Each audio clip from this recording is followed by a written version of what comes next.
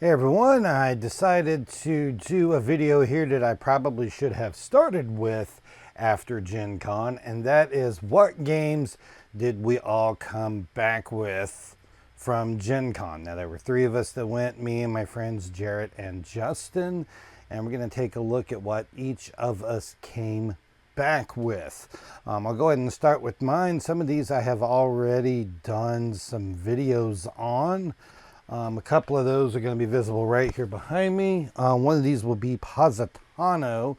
That is a game about building these houses facing the ocean on this cliffside, and each of the steps behind it getting higher.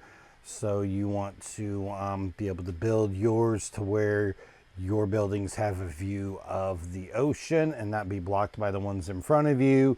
There's a bidding aspect to it where you do bid and auction on the tiles to be able to get the resources to build up. It's a really fun game.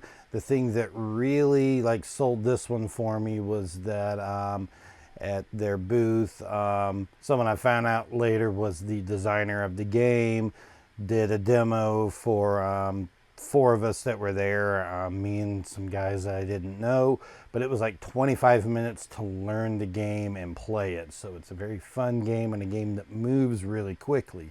Red Carpet was another one that I came back with.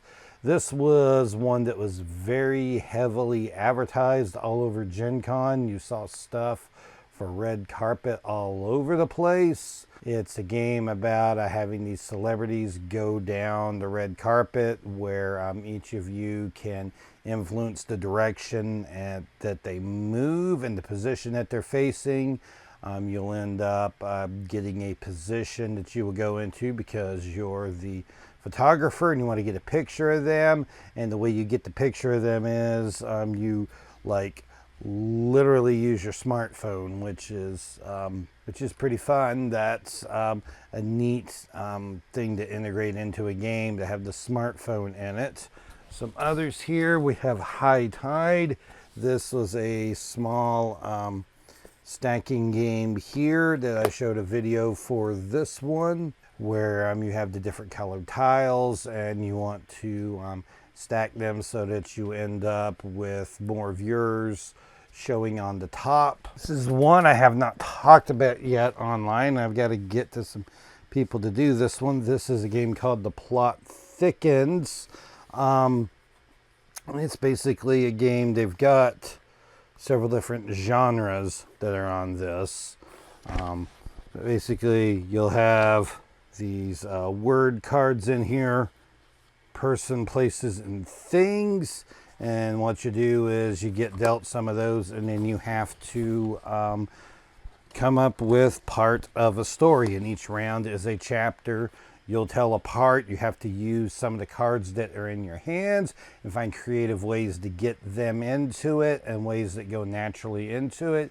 You can't just take a bunch of random ones and be like, I was at an industrial plant with a rabbi and a koala. Okay, it's got to be things that actually mean something. But they've got different genres. I grabbed the adventure one, but they also had sci-fi, detective, and romance, and they said to have a couple others coming along, like a fantasy one, and I forget what the others were. But yeah, this would be, and then you can mix the different ones together and kind of have like mixed genres. I was gonna try to play this once and see how it goes, and then maybe get the others if I was interested. The things that really got me on Positano and Red Carpet was, also the one I had back there, High Tide, was more just sitting down at the demo and them showing it to me. They showed me the demo and I was like, yeah, I really like these and I want to come back with those. I did get the expansion for Positano as well. One that I was wanting to get, but I'm gonna have to wait because they don't quite have it. There's going to be the Traders expansion for Raw, and that is because I have the Pharaoh edition, and they said that I didn't want to buy the base expansion with the Pharaoh edition, and they didn't have any more of the Pharaoh edition expansion there, so I'm going to have to wait for that. in a few weeks, and I can order it and get that. So my friends, both some games of mine that they had played that they really liked.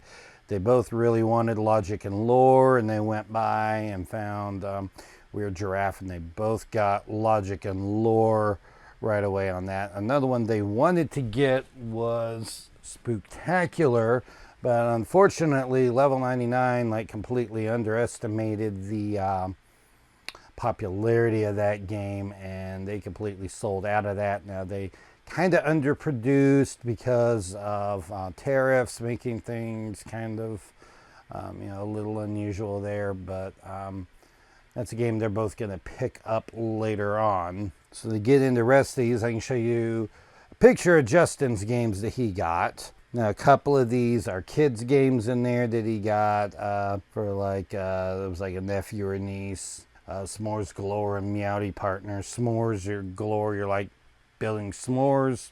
Why wouldn't kids like that? Meowdy Partner is it's a matching game about, being able to notice the things that match in them. And some of these other ones that we have in here, we have Birds of a Feather, which looks to have some really beautiful artwork on it.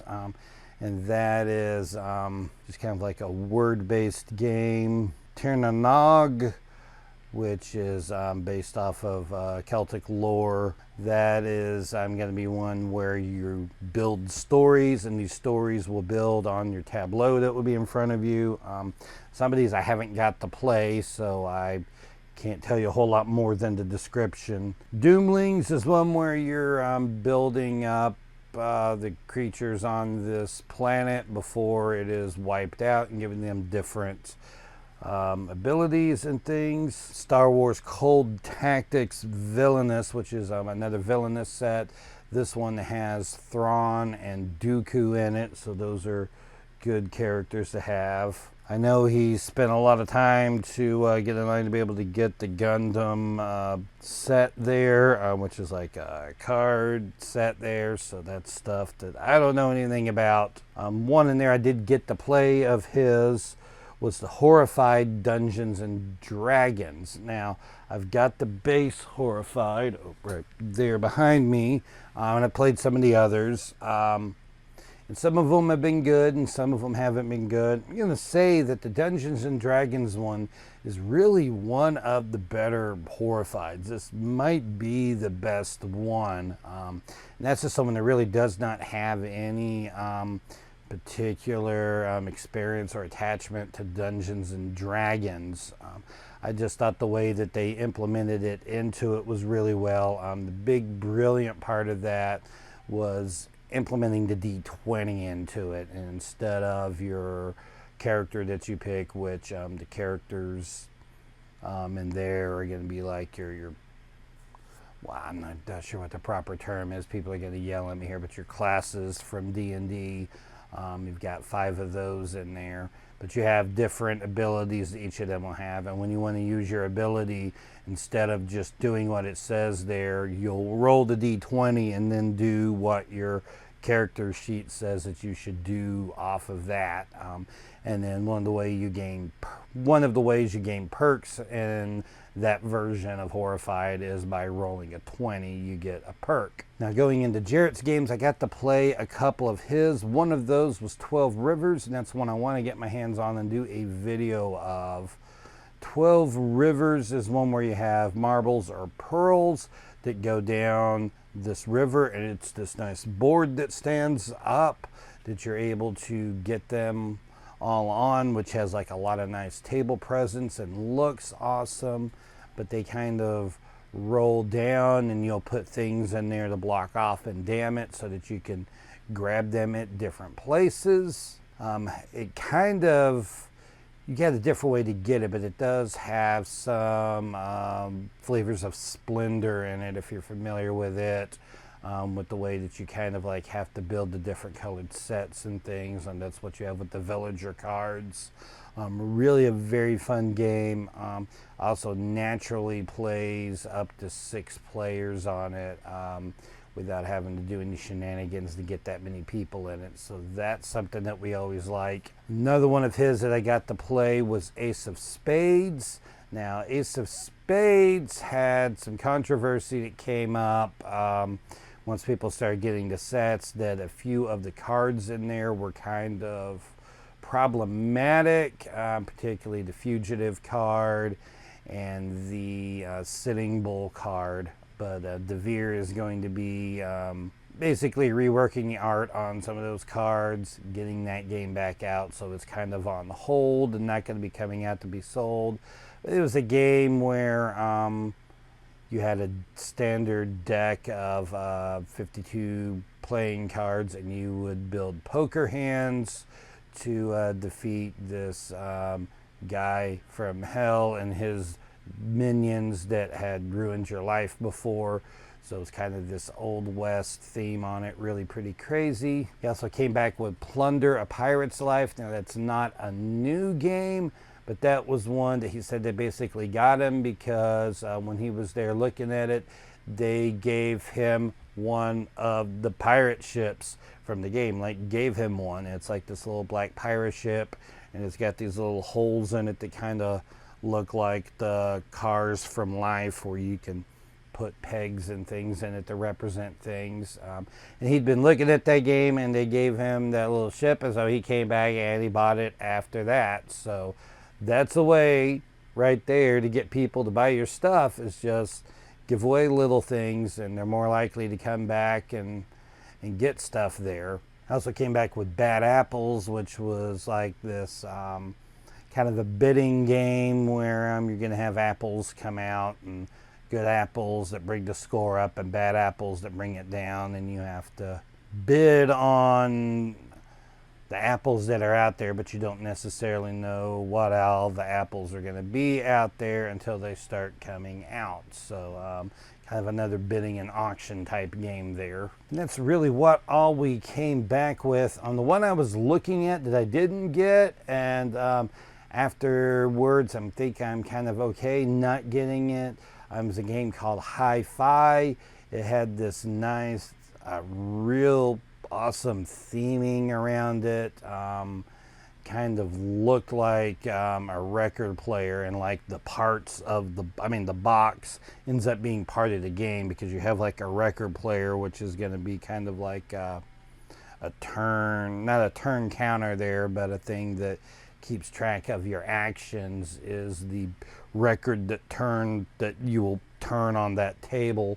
The theming of it being that this very famous band from back in the day, the Meeples, which I like the name, the Meeples, had broken up, and now 50 years later they've gotten back together, and they're putting out the new album, and you are producing it, and that's what you're working on.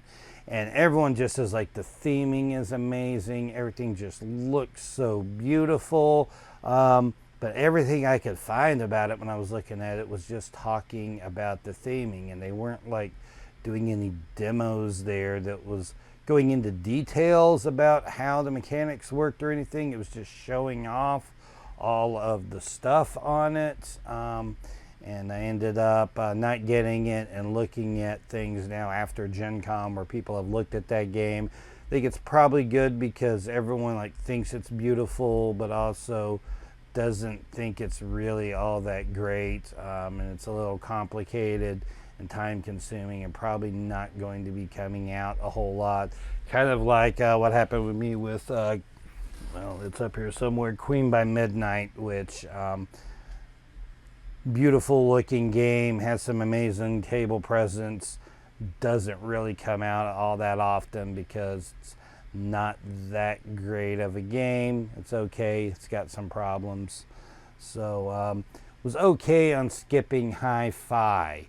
All right, so that's what all we came back with. We don't dump a lot of money into it, and no one gave me any freebies. Although I did come back with a lot of stuff from playing in the tournaments at Restoration. Got a lot of foil cards and some of the neoprene play mats, which were really awesome. You know, like this one, but you can't really buy this one. You have to like win it. This is absolutely not Sunnydale High, because this is, you see right there, it says Nova High School. So it's definitely not Sunnydale. But yeah, just it's a nice public domain reissuing of Sunnydale, which has always been a popular map. But yeah, but that's what all we came back with. So fun to see what all we got there. So are there any games that were really exciting to y'all that I didn't talk about? Well, you can go down into the comments and talk about those, or ask any questions about the ones we got. The ones that I've actually played, I can give you some thoughts on. You can also subscribe to the channel and make sure you don't miss any of the videos that I post. So this is Jeremy, and we'll see you around next time.